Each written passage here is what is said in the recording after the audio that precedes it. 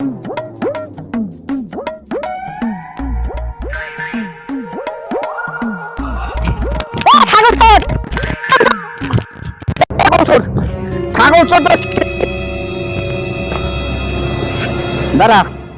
আমার ছাগল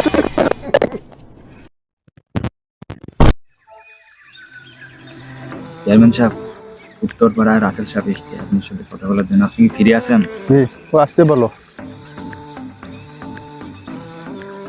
চেয়ারম্যান সাহেব, আসসালামু আলাইকুম। আসসালাম। আসছিলাম ওই যে দিঘির পাড়ে আমার ছাগল রাখছি আমি, সেখান থেকে দক্ষিণ পাড়ার রিশাদ আমার ছাগল চুরি করে লইয়ে যাওয়া দিয়েছে। আমি হাতে নাতে ধরছি, বাড়ির পরে বাঁধে রাখছি। ওই আপনি বিচার করে দিয়ে আসবেন, কখন আমার টাইম দেন। আচ্ছা, কালকে আমি 10টার দিকে আপনার বাড়ি যাব। ঠিক আছে, ওরে আমি বাঁধেই রাখছি, কালকে আপনি বিচার করবেন, তারপরে ওরে আমি ছাড়বো। আসসালামু আলাইকুম। ওয়ালাইকুম আসসালাম।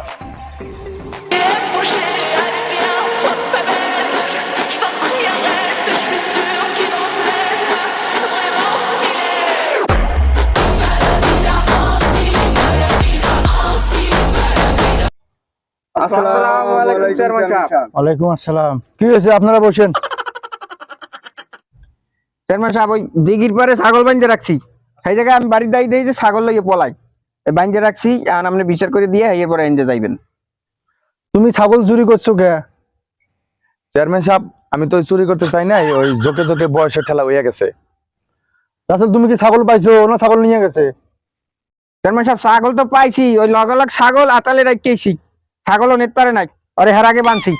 রাসেল, তুমি তো ছাগল পাইছো, রিসাদে 10,000 টাকা জরিমানা দিবা। চেয়ারম্যান সাহেব, এটা কেমন কথা কইলেন? ছাগল চুরি করছে আমার, আর জরিমানা দিব আমি ওরে? এটা কেমন কথা? ও যদি চাইতো বাজারে নিয়ে ছাগলটা 30,000 টাকা বেচতে পারতো না? তুই ওরে 10,000 টাকা দিয়ে দে। সোহান, ওর রশিটা খুলে দে।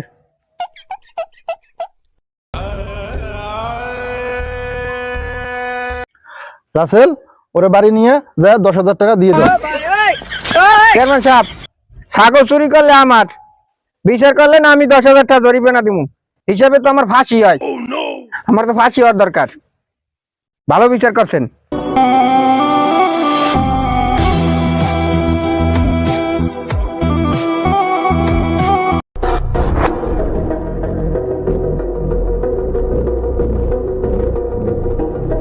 তোরে আমি চেয়ারম্যান সাহেবকে বলি ছাড়ানোর ব্যবস্থা করছি, তুই আমাকে 1,500 টাকা দেওয়ার ব্যবস্থা করিস, তাহলে তোকে ছেড়ে দেবে। আচ্ছা আচ্ছা, ঠিক আছে, আমি ব্যবস্থা করবো। আচ্ছা।